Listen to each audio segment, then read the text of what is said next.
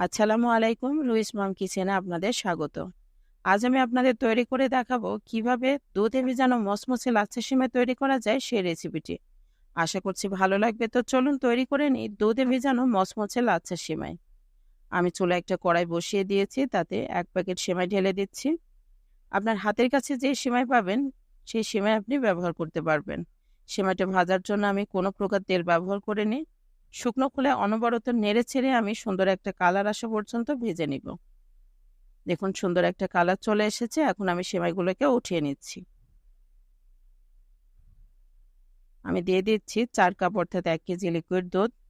আমি এখানে গুঁড়া দুধ ব্যবহার করব বলে 4 কাপ দুধ দিয়েছি। আপনি যদি গুঁড়া দুধ ব্যবহার করতে না চান তাহলে 1.5 কেজি দুধ ব্যবহার করবেন।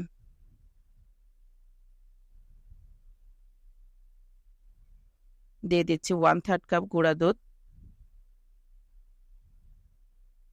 দুধটাকে ভালোভাবে মিশিয়ে নিচ্ছি।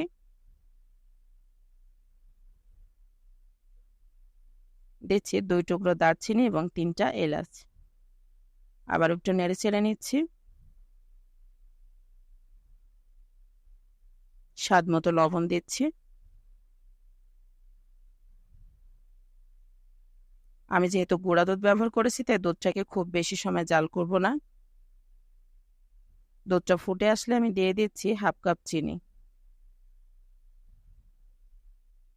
আবার একটু ভালোভাবে দুধটাকে আমি ফুটিয়ে চুলার জালটা বন্ধ করে দিব।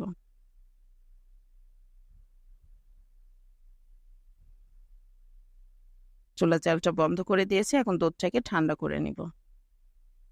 দুধটা এখন পুরোপুরি ঠান্ডা এবং দুধটা অনেক ঘন হয়ে গেছে এ পর্যায়ে।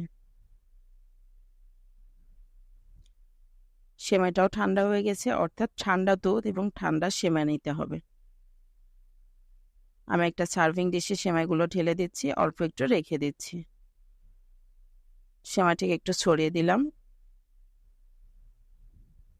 অল্প অল্প করে আমি সবগুলো দুধ দিয়ে দেব না, অল্প একটু রেখে বাকি সবগুলো দুধ আমি দিয়ে দিব।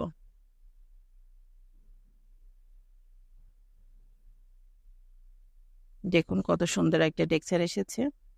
আমি 1 প্যাকেট সেমাইয়ের জন্য যে পরিমাণ দুধ ব্যবহার করেছি, আপনারা যদি একই পরিমাণ ব্যবহার করেন তাহলে আপনারা এমন সুন্দর একটা সেমাই তৈরি করতে নিতে পারবেন।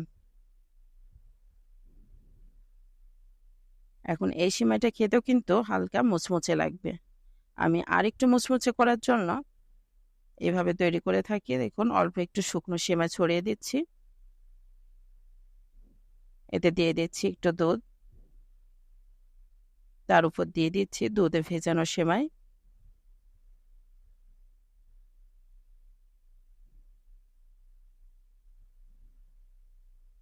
উপর থেকে ছড়িয়ে দিব আর একটু শুকনো সেমাই। তার উপর দিয়ে দেব আর একটু দুধ। এটা খেতে যে কি মজার, মাশাআল্লাহ! আপনারা অবশ্যই একবার হলেও বাসায় তৈরি করে খেয়ে দেখবেন। আশা করছি আমার এই রেসিপিটি আপনাদের ভালো লেগেছে। ভালো লাগলে সাবস্ক্রাইব করে বেল বাটনটি প্রেস করে রাখবেন পরবর্তী ভিডিওর নোটিফিকেশন সবার আগে পাবার জন্য।